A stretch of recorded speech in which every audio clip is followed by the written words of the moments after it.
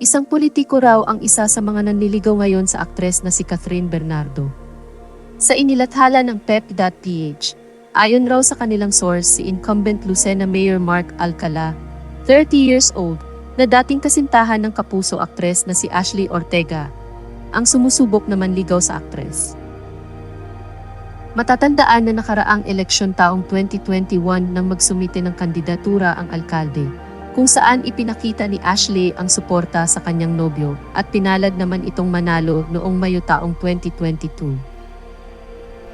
Isang taon ang lumipas mula nang siya ang itinanghal na alkalde ng Lucena, kinumpirma ng kapuso aktres na hiwalay na sila ni Mayor Mark noong March 3, 2023 sa pamamagitan ng isang panayam. Noong taon ring iyon nang maging usap-usapan ang di umano'y relasyon ng alkalde sa volleyball star na si Mika Reyes na dating kasintahan naman ng aktor na si Jerome Ponce.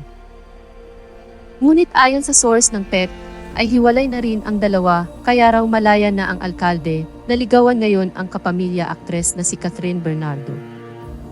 Umani ng samut-saring reaksyon mula sa mga netizens ang panliligaw umano ni Lucena Mayor Mark Alcala kay Catherine Bernardo.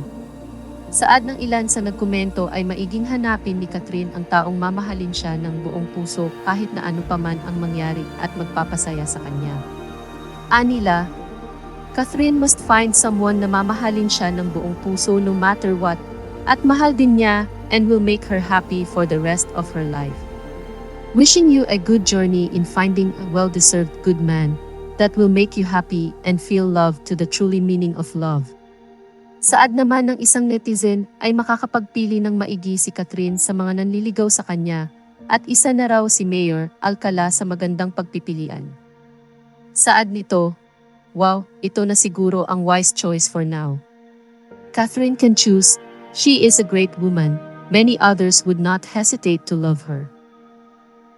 Ganyan talaga kapag nakakulong sa hindi tamang tao. Hindi niya alam na marami palang nakaabang kaya sunod-sunod mga nanliligaw nung nakalaya na si Catherine. May ilan namang nagpayo sa aktres na maghinay-hinay muna at huwag kaagad magtitiwala. Anila, hinay-hinay lang Kath, huwag agad magtitiwala. Mas may future si Catherine kay Mayor. Mas mukhang seryoso sa buhay. Naku, huwag ka sa politiko Kath, magulo yan, hahaha. Kakabreak lang sa ex na si Mika, manliligaw na agad. True, bagay sila kilig much. Pwede maging artista, gwapo din mga politiko ngayon. Artista ang ambisyon nila na maging asawa. Dahil sa kasikatan malaking ambag ito sa political career nila.